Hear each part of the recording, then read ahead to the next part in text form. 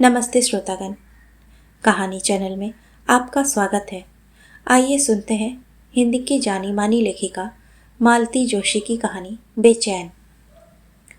सुनो, जरा रसोई घर से सिर निकालकर इन बच्चों को भी देख लिया करो। सुबह की चाय के समय इन्होंने अचानक मुझे डपटना शुरू किया तो मैं और बच्चे दोनों चौंक पड़े। क्यों, क्या हुआ? मैंने पूछा। होना क्या है, जरा लड़के की शक्ल तो देखो, चूहिया सी निकल आई है। दूध वगैरह बिल्कुल नहीं देती क्या आजकल? मैं तो खैर जो देना है सो दे ही रही हूँ, पर आपको क्या हो गया जो अचानक बच्चों पर निगाह चली गई? मैंने हंसते हुए कहा। देखो देखो, इस धोखे में मत रहना। मैं बोलता नहीं हूँ तो क्या हुआ, मुझे घर की राई रत्ती खबर रहती है। इन्होंने गंभीरता से कहा। उनकी इस गंभीरता के बावजूद हम लोग हंस पड़े। फिर बच्चे तो पापा की जागरूक नज़रों से बचने के लिए पढ़ने की मेज़ों पर चले गए और पापा मानो एक महान कर्तव्य पूरा करने के बाद निश्चिंत होकर अखबार में डूब गए। पर उनके भाग्य में अखबार पढ़ना नहीं था, क्योंकि बच्चों के बाहर जाते ही मेरे चेहरे की हंसी गायब हो गई थी। सुनिए, मैंने अखबार छीनते हुए कहा। वाह, अरे अरे कहते ही रह गए। आखिर हार कर बोले, हाँ कहो, क्या कह रही थी? आपने रवि को देखा ना, कैसा हो गया है? वही तो मैं कह रहा था, दिन भर चाय पीना और। आप सुनिए भी, मैंने झल्लाकर कहा। वे बेचारे चुप हो रहे। पता है, पिछले 10-12 दिनों से उसका अजीब हाल है। ना ज़्यादा बोलता है, ना घूमने जाता है। जो परोस देती हूँ खा लेता है। ना नाश्ते की फरमाइश, ना चाय की जिद। यह तो बड़ी अच्छी बात है, इन्होंने कहा। क्या खाक अच्छी है, बच्चे बच्चों की तरह रहते हैं तभी अच्छे लगते हैं। पता है, पूरे हफ्ते में उसने एक बार भी रमा से लड़ाई नहीं की। मैंने रुआसे स्वर में कहा। अरे, तो तुम्हें तो खुश होना चाहिए। उनके दिन भर झगड़ते रहने से तुम भी परेशान रहती थी, उन्होंने समझाया। पर अब लड़ते झगड़ते नहीं हैं तो घर जैसे काटने को दौड़ता है। दिन भर चुपचाप कमरे में घुसा रहता है, बस कॉलेज के बहाने ही बाहर पैर रखता है। दोस्तों से झगड़ा हो गया होगा, डोंट वरी, 2 दिन में ठीक हो जाएगा। नहीं जी, दोस्त तो खुद मुझसे पूछ रहे थे। कल ही भाटिया और जैन कह रहे थे कि रवि बाहर क्यों नहीं जाता। फीस के पैसे तो नहीं गिराया कहीं? नहीं, खुद रसीद लाकर दी है मुझे। किसी लड़की के चक्कर में? छी, आप भी कमाल करते हैं। अभी इतना सा तो है बेचारा, मैंने गुस्से में आकर कहा। तुम्हारे लिए तो वह हमेशा इतना सा ही बना रहेगा। वेल वेल, आई मस्ट हरी। जरा शेव के लिए 1 गिलास पानी गर्म कर दो, 7:30 हो चले हैं। और उनके लिए यह विषय वहीं समाप्त हो गया। पर मेरा मन इतने ही से शांत कैसे हो जाता। पिछला पूरा हफ्ता मैंने रवि की चिंता में गुजारा है। इतना बोलने वाला लड़का एकाएक इतना चुप हो जाए तो डर नहीं लगेगा? वैसे तो घर में आते ही वह शुरू हो जाता था। कॉलेज की, दोस्तों की, खेल की, सिनेमा की बातें मम्मी को सुनाई बिना उसे चैन नहीं आता था। अक्सर वे प्रैक्टिकल की या क्रिकेट की मज़ेदार बातें मेरी समझ में भी नहीं आती थी, पर उसे तो सुनाने से मतलब होता। कई बार तो दोनों भाई बहनों में जैसे होड़ सी लग जाती और मुझ बेचारी का बुरा हाल हो जाता। तभी तो उसका यूँ चुप रहना ज़्यादा अखरता है। इन्हें यह सब समझाना बड़ा मुश्किल काम था। बेचारे सुबह 9 बजे जाते तो घर लौटने में 6-7 तक बज जाता। मैं खुद ही कोई बात उन तक जाने नहीं देती। इसी से सारी चिंता अपने आप झेलकर मैं घबरा उठती थी। बड़ी मुश्किल से मैंने बच्चों के बाहर जाने तक सब्र किया। सबके जाते ही मैंने रवि के कमरे की तलाशी लेनी प्रारंभ की। डर रही थी कहीं सचमुच किसी लड़की का चक्कर ना हो। अभी दूसरा साल तो था कॉलेज का। सबसे पहले मैंने ट्रंक टटोला। हमेशा की तरह कपड़े ठूस ठूस कर रखे गए थे, इसी आशा में कि किसी दिन मम्मी ठीक कर देगी। फिर टेबल की ओर रुख किया। तमाम फैलाव हो रहा था। मैंने एक एक किताब, उसका एक एक पेज देखा। कॉपियाँ उलट पुलट कर देखी। दराजों की खाना तलाशी ली। जो कुछ कबाड़ निकला उसमें कुछ तस्वीरें थी। सुनील गावस्कर, अजीत वाडेकर, राजेश खन्ना, देवानंद, जयदीप मुखर्जी आदि की। एक शानदार फोटो लता मंगेशकर की भी थी। कुछ दोस्तों या उनके परिजनों के शादी के कई कार्ड थे, कुछ पत्र थे, पर सब मुझे पढ़कर सुनाए गए थे। एक कफलिंक्स का सेट था जो पापा से छिपा कर लाया गया था। एक फ़ोटो थी उधार ली हुई लुंगी कुर्ते में। ढेर का ढेर सामान था, पर ऐसा कुछ भी ना था जो उसकी उदासी का सुराग दे सके। इतनी सारी मेहनत के बाद मैं निढाल होकर बैठी रही। थोड़ी देर सुस्ताने के बाद सोचा, लाओ अब ठीक से जमा ही दे।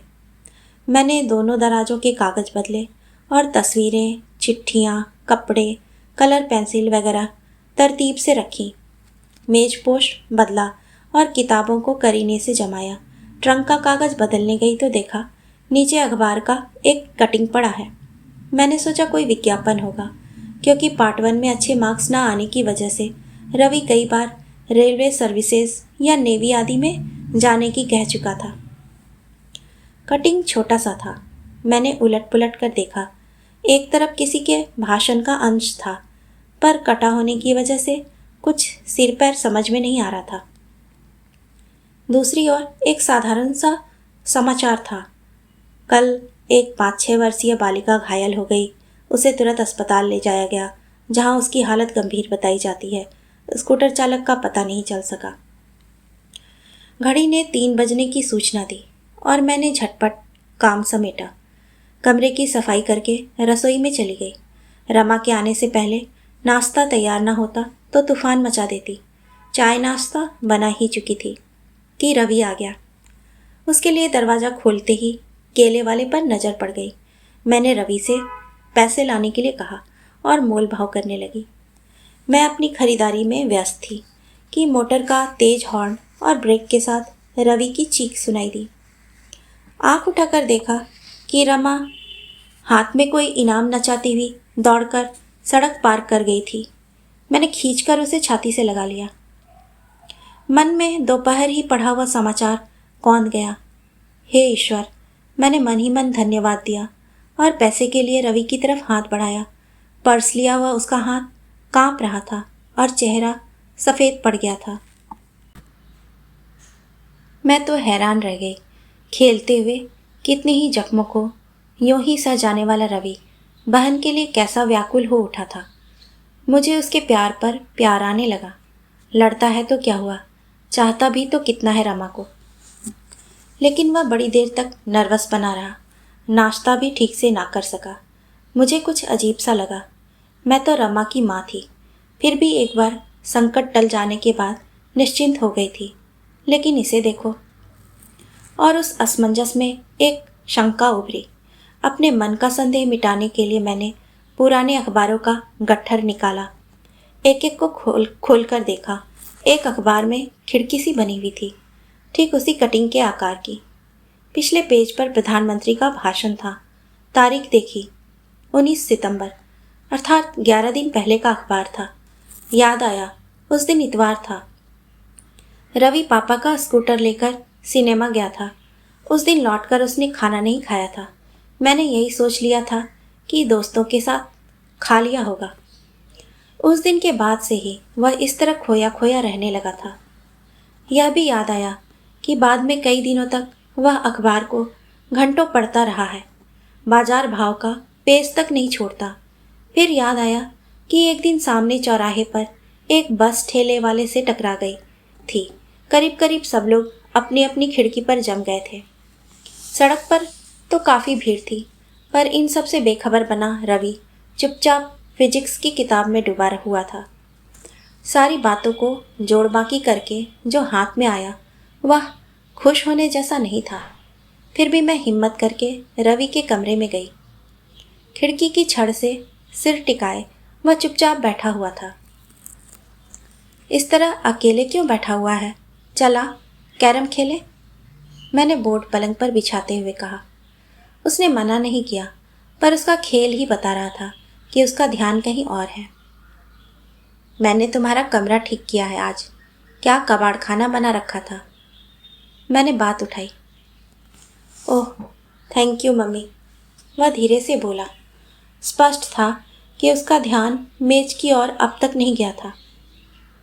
वैसे तो सारी चीज़ें संभाल कर रख दी थी, फिर भी तुम देख लेना, नहीं तो कल कचरे का डिब्बा ढूंढते फिरोगे।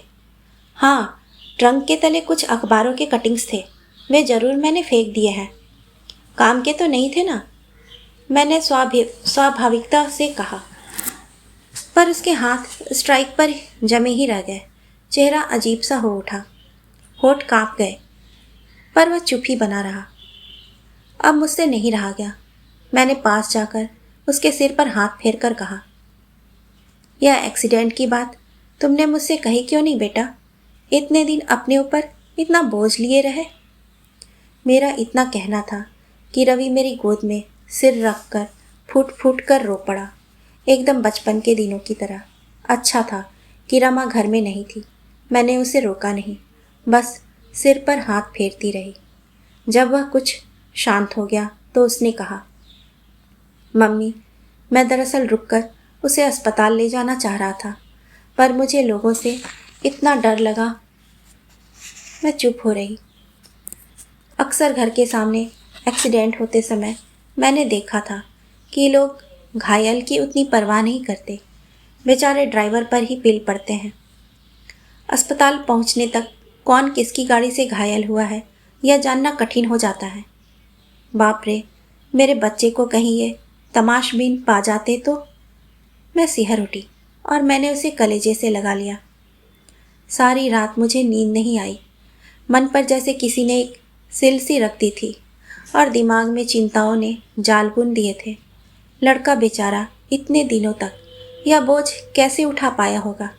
मेरा तो एक रात में ही बुरा हाल हो गया था। नींद अव्वल तो आती नहीं थी, आती थी तो भयानक सपने आते थे। कभी मैं देखती कि सड़क वालों ने रवि को घेर लिया है और वे उस पर पिल पड़े हैं। कभी लगता कि लड़की मर चुकी है और रवि कटघरे में खड़ा है। कभी उस अनजान लड़की के स्थान पर रमा ही होती थी।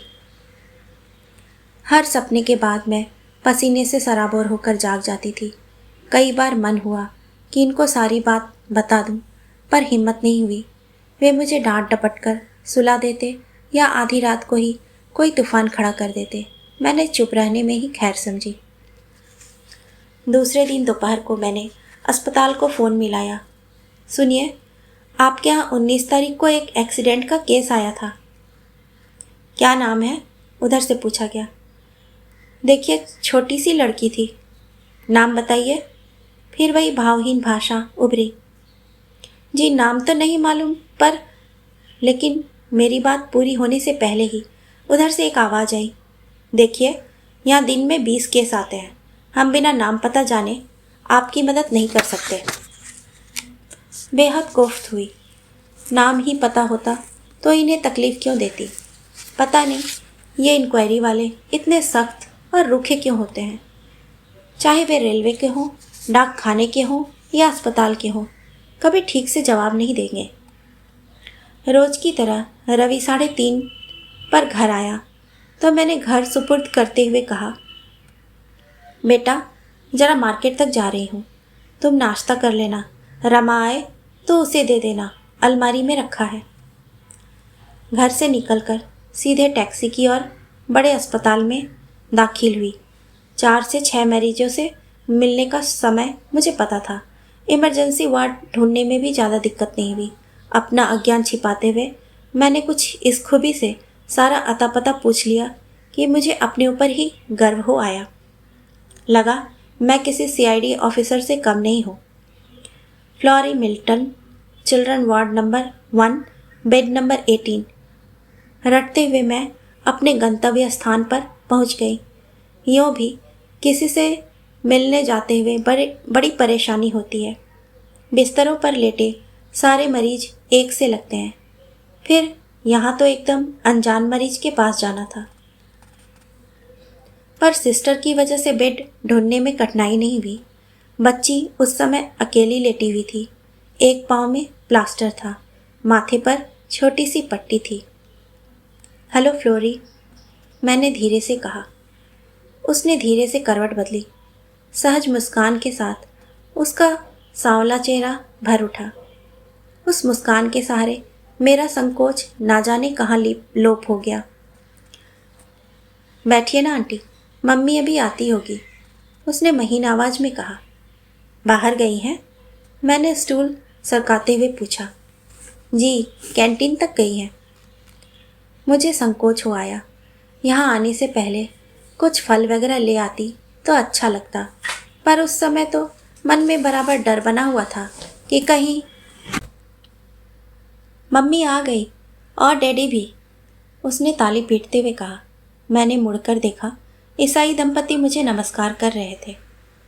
आप फ्लोरी के स्कूल में हैं? मिसेस मिल्टन ने बिस्तर पर बैठते हुए पूछा।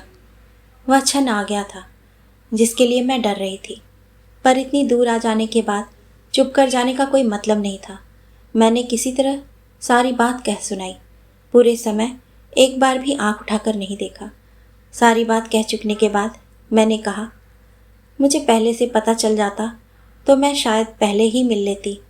खैर, अब भी मैं सारा खर्चा उठाने के लिए। ओह नो, फ्लोरी के पिताजी एकदम उठे। आपका बड़प्पन है कि आप यहाँ तक आई हैं। वैसे सारा दोष आपके लड़के का भी नहीं है। बच्चे सड़कों पर इस कदर दौड़ते हैं कि। अरे अब तो वह अच्छी भी हो चली है, शुक्र है मालिक का, कोई ऐसी वैसी बात नहीं हुई, फ्लोरी की मम्मी ने छाती पर क्रॉस बनाते हुए कहा। इस तरह तो आप मुझे और शर्मिंदा कर रहे हैं, मैंने जिद करते हुए कहा। सच बहन जी, आप बेकार परेशान हो रही हैं। अब चिंता की कोई बात नहीं रही। अगले बुधवार को उसे डिस्चार्ज भी मिल जाएगा, मिस्टर मिल्टन बोले। आपने उनसे कहा नहीं? उसकी मम्मी बोली। कहा तो बहुत, पर वे लोग कहते हैं रश बहुत है, ज़्यादा दिन नहीं रखा जा सकता। तुम एक आध हफ्ते की छुट्टी ले लेना, तब तक वह थोड़ी संभल लेगी। बार बार छुट्टी इस सीजन में तो और मिलनी मुश्किल है। मैं चुपचाप सुन रही थी। अब उठकर खड़ी होते हुए कहा, सुनिए, आप इस जिम्मेदारी को मुझ पर छोड़ दीजिए। फ्लोरी अस्पताल से सीधे हमारे घर जाएगी। नो नो, आप एकदम चुप रहिए। इतना मुझे ना करने देंगी तो मैं अपने आप को कभी माफ़ न कर सकूंगी। फ्लोरी, चलोगी ना हमारे यहाँ? आपके यहाँ बगीचा है? उसने पूछा। हाँ है, खूब बड़ा सा। आप तो मम्मी की तरह स्कूल नहीं जाती ना? मुझे अकेले डर लगेगा। नहीं, मैं दिन भर घर में ही रहूँगी। हम लोग ढेर सारी कहानियाँ पढ़ेंगे, कैरम और लूडो खेलेंगे। ओह, तब तो बड़ा मज़ा आएगा। अच्छा, कल तुम्हारा रवि भैया तुमसे मिलने आएगा। तुम्हारे लिए क्या लेकर आए, बोलो? एक बड़ी सी गुड़िया, उसने दोनों हाथ फैलाकर कहा। उसे प्यार करके संकोच में डूबे उसके माता पिता को नमस्ते करते हुए मैं चल पड़ी। घर लौटी तो साग सब्जी के साथ मेरे हाथ में एक गुड़िया थी। रमा तो देखते ही दौड़ पड़ी। हाय मम्मी, कितनी प्यारी गुड़िया है, मैंने गुड्डी उसे देते हुए कहा। तोड़ना नहीं, फ्लोरी की है। कल तुम और भैया उसे अस्पताल में देखने जाओगे, तब ले जाना। फ्लोरी कौन है मम्मी? तुम्हारी छोटी बहन है, और जब तक ठीक नहीं हो जाती अपने ही यहाँ रहेगी। सच मम्मी? फिर तो बड़ा मज़ा आएगा। पर मम्मी, वह मुझे दीदी तो कहेगी ना? रमा की आंखों में हर्ष और विस्मय दोनों थे। रवि मेरी ओर पीठ किए पुस्तक पढ़ रहा था, पर मुझे मालूम था उसका सारा ध्यान मेरी बातों की ओर है। रमा की बकबक बंद होते ही उसने पुस्तक बंद की और मेरी ओर देखकर बोला, तो मम्मी, क्या वह? हाँ रे, जिंदा है और अगले बुधवार को अस्पताल से उसे छुट्टी भी मिल रही है। सच मम्मी? ओ डियर मम्मी। और उसने मुझे उठाकर चक्कर घिन्नी की तरह घुमा दिया। बाप रे, मुझे तो चक्कर ही आ गया। पलंग की पाटी पर सिर टिकाकर बैठी रही। कुछ देर बाद देखा सारे कमरे में आलू, प्याज और नींबू बिखरे पड़े थे। रमा उन्हें उठाने की कोशिश कर रही थी और रवि बैट से उछाल रहा था। मम्मी देखो ना, भैया सब्जी फैला रहे हैं, रमा चीख रही थी। नालायको, जरा देर को चुप भी रह लिया करो। और इस तरह नींबू उछाले जाते हैं? पता है 15 पैसे का एक आता है, मैंने डांट कर कहा, पर मेरी आवाज़ में वह रोब नहीं था। दरअसल मुझे यह सब अच्छा लग रहा था। बड़ी देर बाद रवि थक कर मेरी गोद में लेट गया। बोला, मम्मी, तुम नहीं जानती मैं किस कदर बेचैन था। आज कितना हल्का लग रहा है। मुझे पता है बेटा, मैंने उसके बालों में हाथ फेरते हुए कहा। भगवान से यही प्रार्थना है कि जब भी तुम्हारे हाथ से कोई गलत काम हो, उसका एहसास तुम्हें इसी तरह बेचैन किए रहे। बस यही मेरा आशीर्वाद है। कहानी सुनने के लिए आपका धन्यवाद।